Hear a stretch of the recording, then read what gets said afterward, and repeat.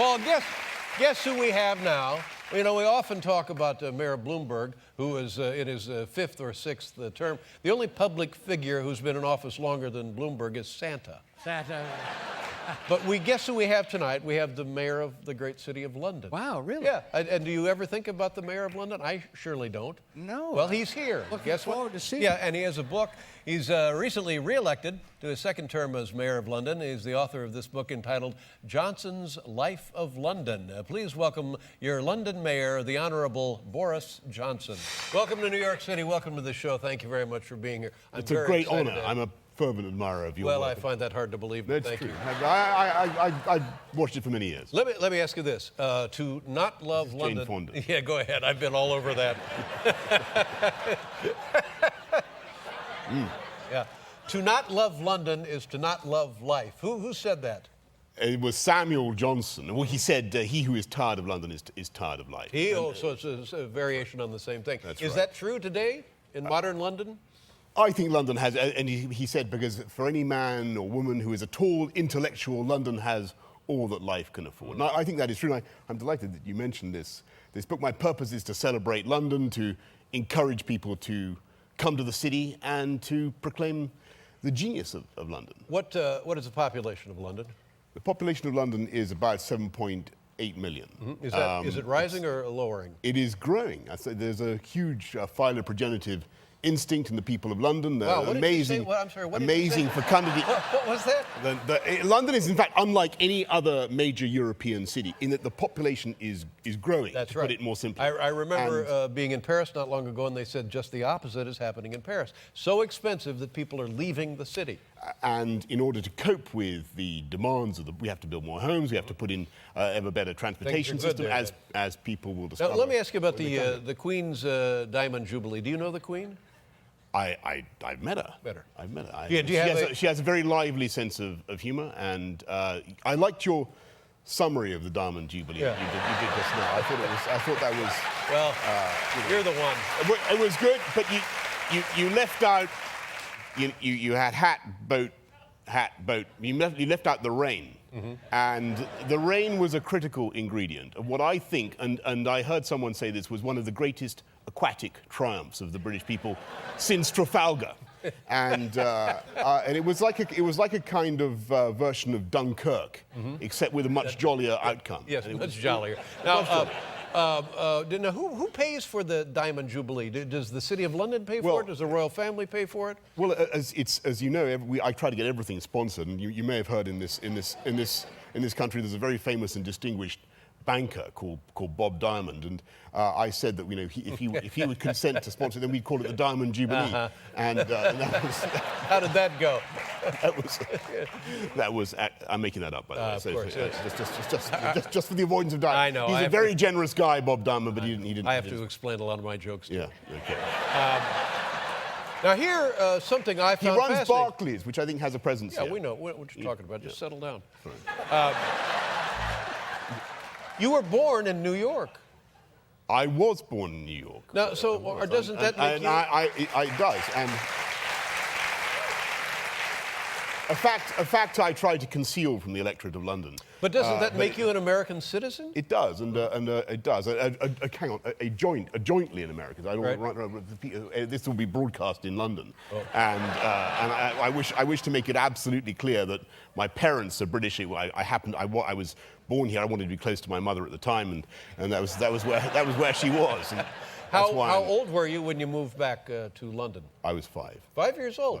Do you remember much of that time in New York? Not so much in New York, because we moved to Washington and Connecticut and around. But I remember America. Mm-hmm. I remember vividly, and I have a lifelong. I think it's just too corny to say. I mean, it's a most wonderful country, and of course, perhaps I can correct that sort of glutinous sentiment by saying I regard America as the proudest creation of London. After all, since it was the ideals. It was.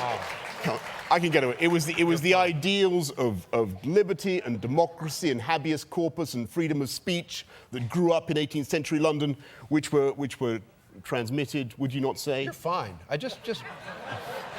You're among friends. Everything's fine. Okay. Thank you. And the Olympics coming up, the big summer for London. That'll be fantastic, won't it? Are the facilities ready to go?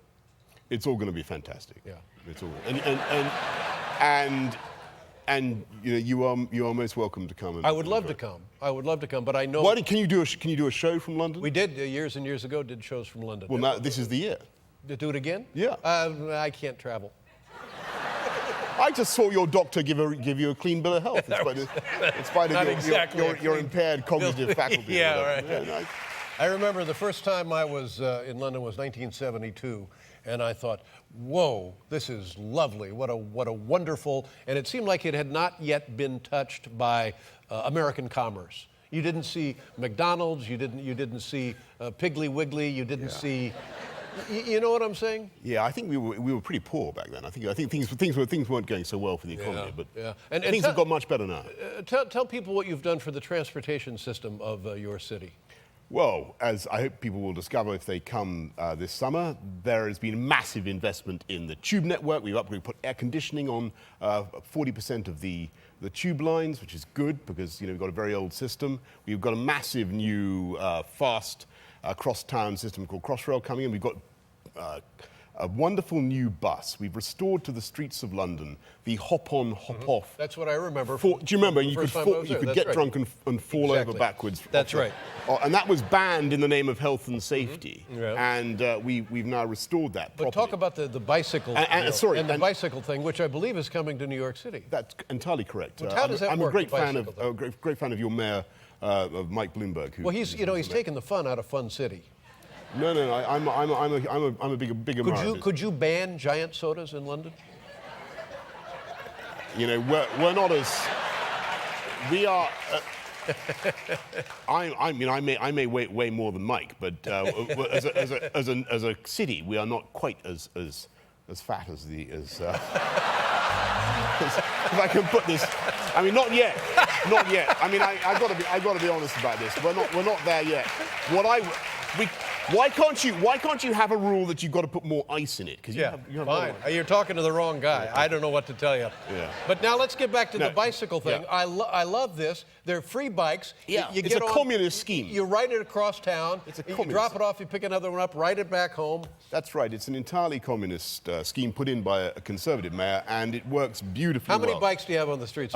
We've got more than 6,000. And it's the same thing as coming here to New York City. That's fantastic. Right. That's right. And I congratulate Mike Bloomberg on. I hesitate to endorse. Last time he was standing for election, I came here and he was in a quite a tough fight, it turned out, and I asked him whether it would be at all useful to him for me to endorse him. Right. And he thought about this for a while, and then he said, on the whole, he'd much prefer it if I resoundingly endorsed his opponent. He thought that would be. That's rude. You don't need to take that. You're a big, important man. Anyway, but I'm a supporter nonetheless. Yes, and how long have you been cutting your own hair?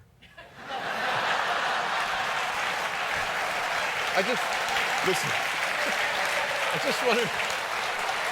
I think that was a low blow. I think that was a low blow. I think that was a low blow. Look at mine. Yours is true.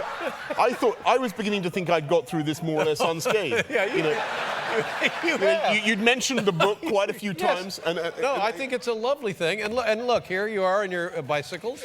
There you are, right there. There you go. And will you run? Are you just re-elected? How many terms can you serve as mayor? Well, this will be my second term. It is and I've said.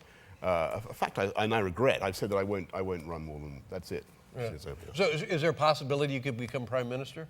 I think that is vanishing. I mean, I've about as much chance of being reincarnated as an olive. Why would you say that? Because politics is nothing being if blinded not by a champagne one. But it's nothing if not ambition. Why couldn't you think about being prime minister? You could if you wanted to. Well, I suppose I could. I mean, as you've already pointed out, I could be president of the United States. I guess. There's no, technically speaking, but